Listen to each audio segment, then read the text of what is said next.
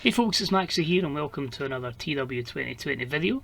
The second time I've asked can you join us for episode 4 of our Impact Wrestling save, as the first time I tried to do this, someone never hit record. As a result, I had to quit the game, lost the full show. Basically the last time I'd saved it was before the last recording, so thankfully everything was all there for that. So I had to play through that quickly and book this show. Thankfully I remembered everything I booked, which is probably the enjoyment of booking shorter shows. It's easy to remember, but we're finally getting our broadcast that'll give us our attendance. Of course, this is the 4th taping in this particular block booking, and it's in front of just 359 at the Metroplex. So we really need to try and boost up the attendance numbers over time, because 359 just isn't going to give us the money to bring in a lot of people to massively change the roster. But we start anyway with a tag team bout that had a decent reaction from the crowd and subpar wrestling, as Rich Swann and Willie Mack defeat Renault Scum in 11:01 when Rich Swann pinned Adam Fornstow with a chicken fried driver. 43, not too bad there. Good performances by both Mack and Swann, as you would expect them being higher up the card, and the 43 gives them some good momentum going in to Final Resolution. On the top of the ramp we have Eric Young and Joe Doring, and they just basically have verbals against each other. Both teams want to get their hands on each other, but it's a case of just waiting to Final Resolution. It is only a 28 here, because obviously not great over this for Joe Doring quite in the US market just now. But it's a tag team match I'm looking forward to, and that is going to be, of course, at the end of the month in game at Final Resolution. Had a match up to showcase AC Romero. As I say, I just feel there's something there we can do with him, and he defeated Johnny Swinger in 8:29 with a running shotgun dropkick. A 37, really all it is, it's just a case to give Romero some momentum. Before forgetting to record, it actually was facing Manahawa Shira, but they didn't click with each other, so that was swiftly changed to Johnny Swinger, and another good win for AC Romero. Next up, Sami Callihan is about to be in tag team action, but he just says Callis. And although we are tearing through this tag division, and it's a travesty we're not in this main event tag match, but whoever it is you're going to bring to Final Resolution, mark my words, myself and Shamrock are going to do nothing but inflict pain on them. So that is a 34 promo, not one of Sami's best ones.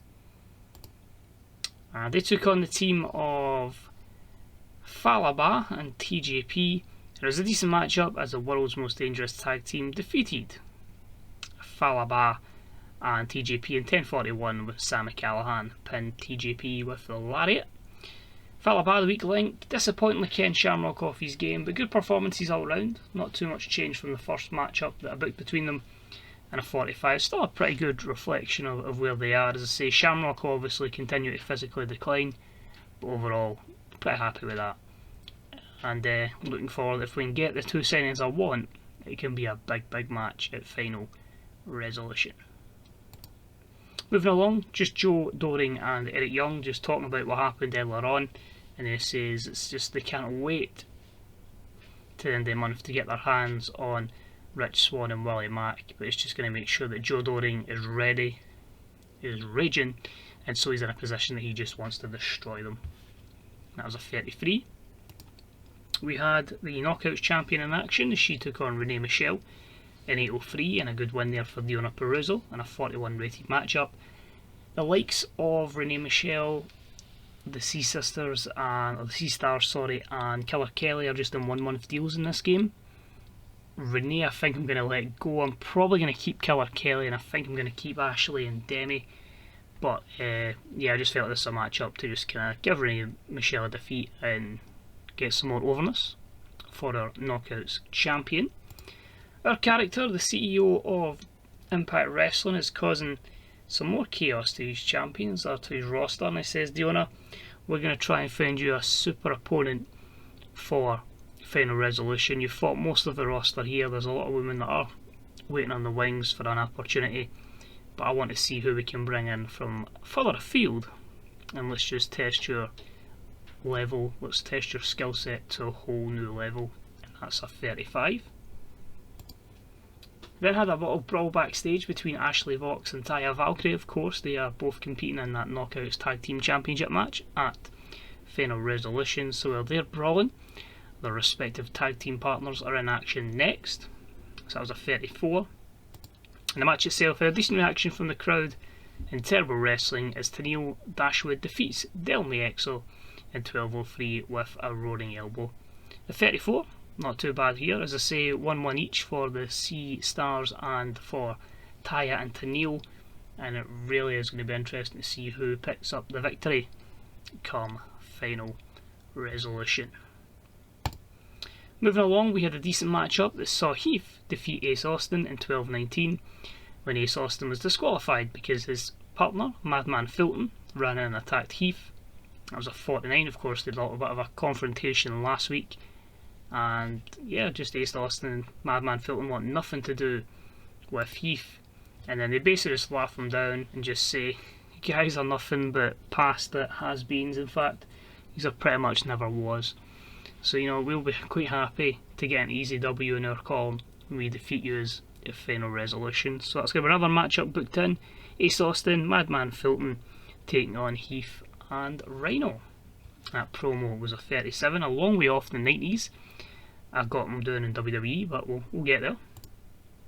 And our main event was a decent matchup that saw Chris Sabin defeat Josh Alexander and Karl Anderson in 17:46 when Chris Sabin pinned Karl Anderson with a quick roll-up. So a 48 there, 3 good performances despite Machine Gun being off his game.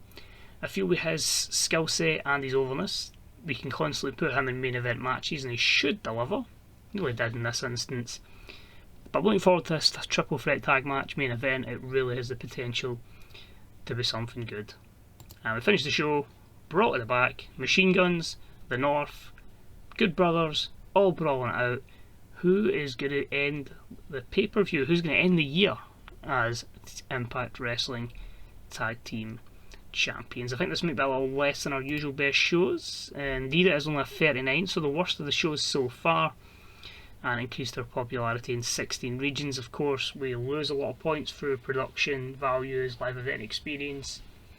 We'll see the financial situation. The good thing is I'll have an idea of that once we get to Final Resolution, as of course I'd have progressed through it a good wee bit of it. So for once I can actually go through to the main menu because we don't have another show to book, and we'll see, no pun intended, the impact of those Impact Wrestling shows, and hopefully we'll be in the way of making profit at least, so we can then start to recruit elsewhere. Or are we going to be stuck with this roster for a while, which at least will keep it realistic, I guess.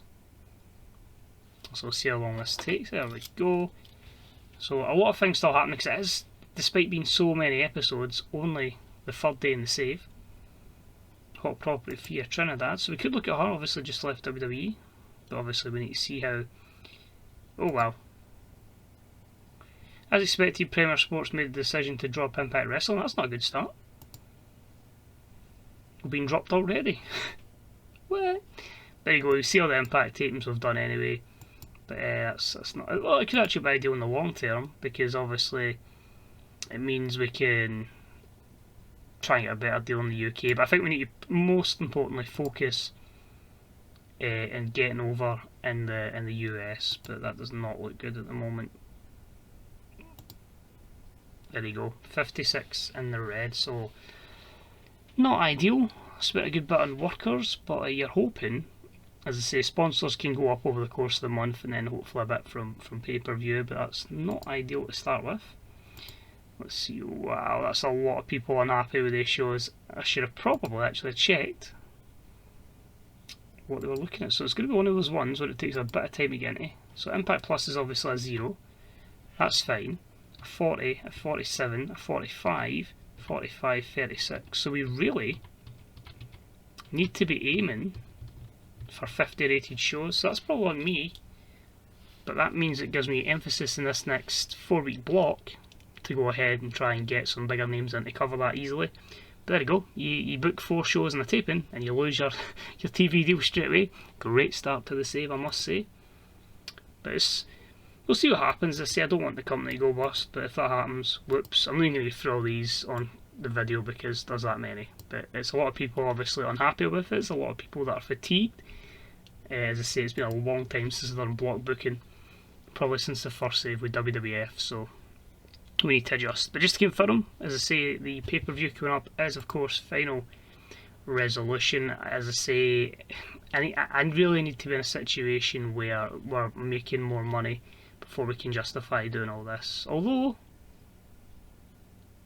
if I put the money in, sure we're closer to going into debt, but we'll have more of a chance of getting the 50 rated shows. Leave that one with me because I'll have made a decision way before this video ever goes to YouTube. So, we'll leave it at that. I'm going to round up the card for Final Resolution if you want to let me know your predictions in the comments section below. So we are going to have Heath, I keep calling him Heath Slater, Heath and Rhino against Ace Austin and Madman Fulton. Deonna Purrazzo will have a challenger from elsewhere. The Knockouts Tag Team Championships on the line, as Taya Valkyrie and Tenille Dashwood take on the Sea Stars, Ashley Vox and Del May XO, I think it is. Eric Young teams up with Joe Doring to take on Rich Swann, the Impact Champion, and Willie Mack. Shamrock and Sami Callihan will take on an unknown tag team that we're hoping to recruit. Hopefully that doesn't fall on my face. And our main event for the Impact Wrestling Tag Team Championships, we'll see the Good Brothers defend against the North and the Motor City Machine Guns. So hopefully you guys will join us for that episode. Hopefully I've not made the mess of the save by then. But you always get a wobble at the start, and then when you hit your stride, it usually goes better from there. So thanks for watching, much appreciated, and hopefully I'll see you all for the pay-per-view in episode number 5. Bye bye.